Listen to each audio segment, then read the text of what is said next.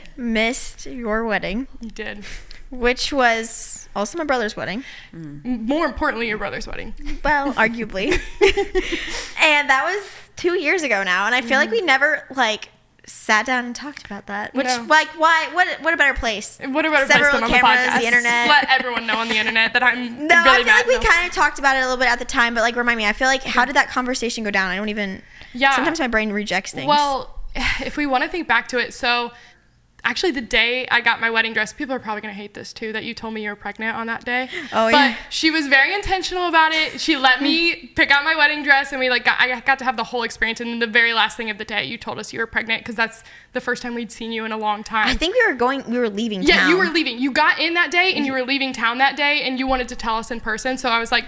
Afterwards, I was like, that was so kind for her to let me have my morning and not say first thing and then all the attention. You were sneaking with the champagne with your mom and stuff because you had told her beforehand. So you had told us then. So I knew you were pregnant when I was like, okay. If we think about the timeline here, it might be around my wedding.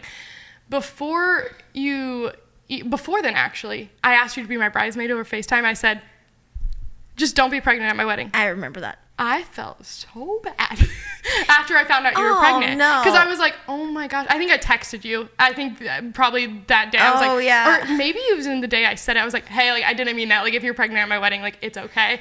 And so I already thought that it was going to be a possibility. And then when you told us you were pregnant, I was like, okay. Crap. This is probably going to line up with when our wedding is. She's probably not going to be able to travel. Is she going to have the baby here? You weren't in Phoenix yet, so I didn't know where you were going to end up, if you were going to be in Phoenix or if you were going to have the baby in St. Louis or Quincy or something and be able to go.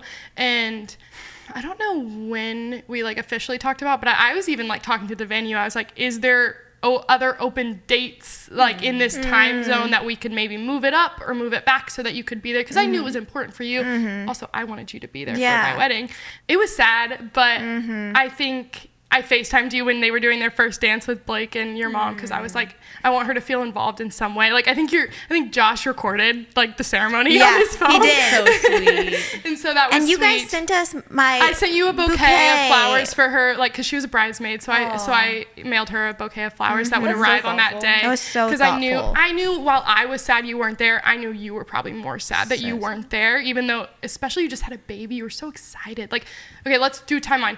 July 3rd is when you had Griffin. My wedding's July 10th. So there was just no way. Ain't no way to get on a plane. Ain't no way. And your mom got to come out, see the baby, and then she came back for the wedding. And so I think in that time, I was really sad. I wanted you to be there. I was selfishly oh my gosh, Abby having a baby is going to be taking away from my wedding. Transparently, I was like, she hasn't announced that she had her baby yet. Is she going to do it on my wedding day? I'm like, no, she would never do that. I didn't know you as well as I know you now to be you would absolutely never do that, and you announced it a couple days later. But now I'm I think back to it, I'm it wasn't a big deal at all. I don't even really think about it at all very much anymore. The only thing is you guys aren't in any pictures. I know. But I'm we don't have pictures of our wedding party up on our walls or anything like that. It's mostly just Blake and I. So I know that's how I felt about it and how I took it all. How about you for missing your brother's wedding?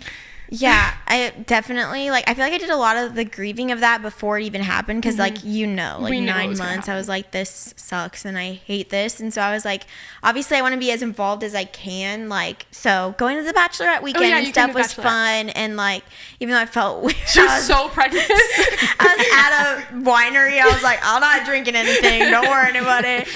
It was so fun, though, and it was a good time, and so I was I want to be involved in, in any of the aspects I can, but yeah, I think that time was especially you talking about all those things jogged so many memories for me, because I was kind of in the trenches of baby blues, and then my mom had left to go to the wedding, and then so I was she was kind of my keeping me sane, and so then when I was with Matt's parents, which while I'm super super close with them, I hadn't really confided in them and those things, because I also didn't really know what I was going through at that time. I was maybe I'm depressed, maybe I all these different things, and so I was I'm just gonna kind of bottle it up. And I remember that night was exactly 1 week since Griffin had born. We went to the top of, I remember that. yeah, and it was like you guys were literally getting married right then, and we like went to the top of South Mountain and like watched the sunset. And I remember just like literally being like, I cannot believe that my brother's getting married and I'm literally across the world right now. The world. Across the country right now. I felt like the world. Across the country right now, just like here. I'm like, what am I doing here? And I just felt so like,